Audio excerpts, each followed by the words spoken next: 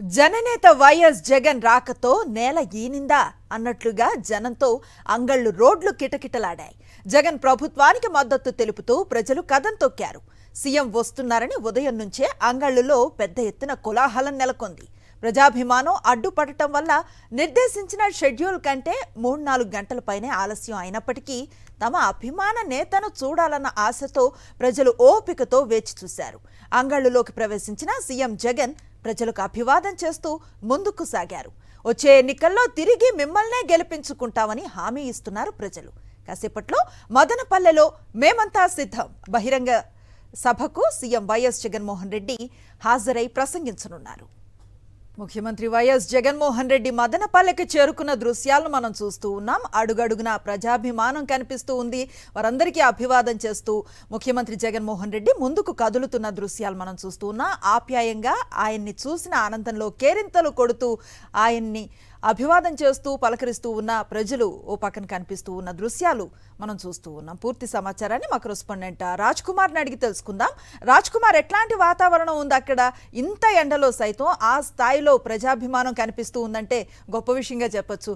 ఎట్లాంటి స్పందన కనిపిస్తూ ఉంది ప్రజల నుంచి? ఏం చెప్తున్నారు వాళ్ళు? సో అనుశ్రీ, ఇక్కడ మనం చూసుకుంటే ఇక్కడ మదనపల్లికి సంబంధించినటువంటి మేము సైతం సిద్ధక్ సభకు భారీ ఎత్తున జనసందోహం రావడం జరిగింది. సో ఉదయం నుంచి చూసుకున్నట్లయితే సో ఎక్కడి నుంచి అయితే అన్నమయ్య జిల్లాలో ఎంటర్ అయిందో సో అక్కడి నుంచి చూసుకున్నట్లయితే మొత్తం ఇక్కడ సిద్ధం సభ దగ్గరికి దాదాపుగా 50-55 కిలోమీటర్ల వరకు ఉంటుంది. సో అంతా కూడా భారీ స్థాయిలో జనసందోహమే కనబడింది.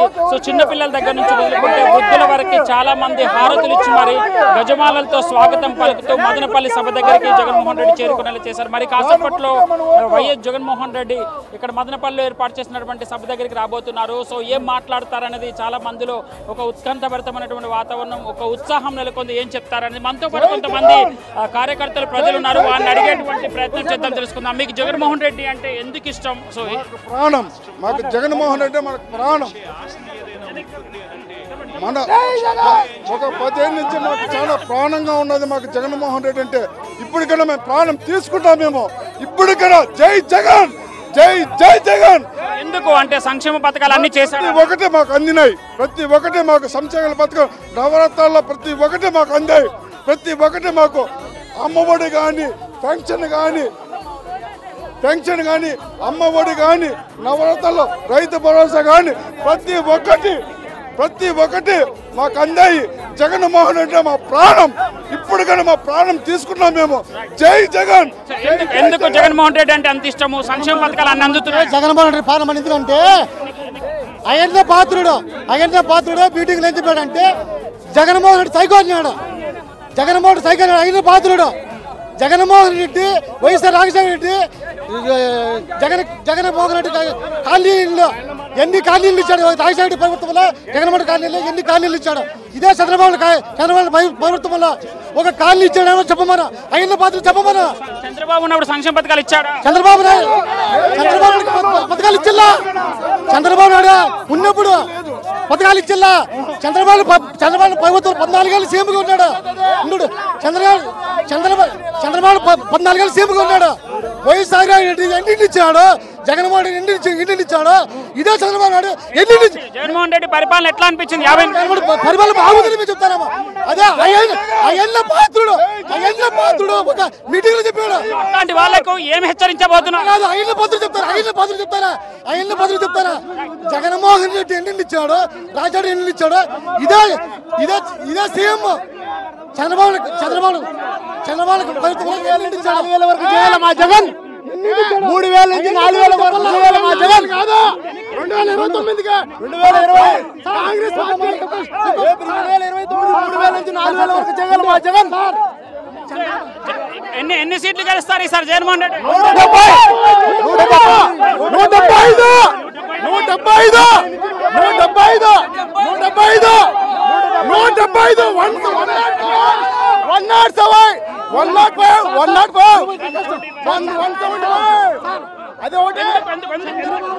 ఎందుకంటే చంద్రబాబు నాయుడు మిగతా ప్రతిపక్ష పార్టీలను ఒకవైపు, జగన్మోహన్ రెడ్డి వైపు ఒకవైపు ఉన్నారు కదా, ఎట్లా ఎదుర్కోబోతున్నారు? ఎన్ని గుంపులు వచ్చినామో జగన్మోహన్ రెడ్డి ఓడించాం. దమ్మున్న నాయకుడు ఈ రాష్ట్రంలో కాదు, ఎక్కడే లేడు. మా Jaganmohan Reddy number 1 one side once war one side 170 నుంచి 175 వరకు మా జగన్మోహన్ రెడ్డి ఈ ఆంధ్రాలో లేడు. మీరెక్కడి నుంచి వచ్చారు? జగన్మోహన్ రెడ్డి అంటే ఎందుకు అభిమానం? సంక్షేమ పథకాలు ఎట్లా ఉన్నాయి? అన్న మాది తంబలపల్లి అన్న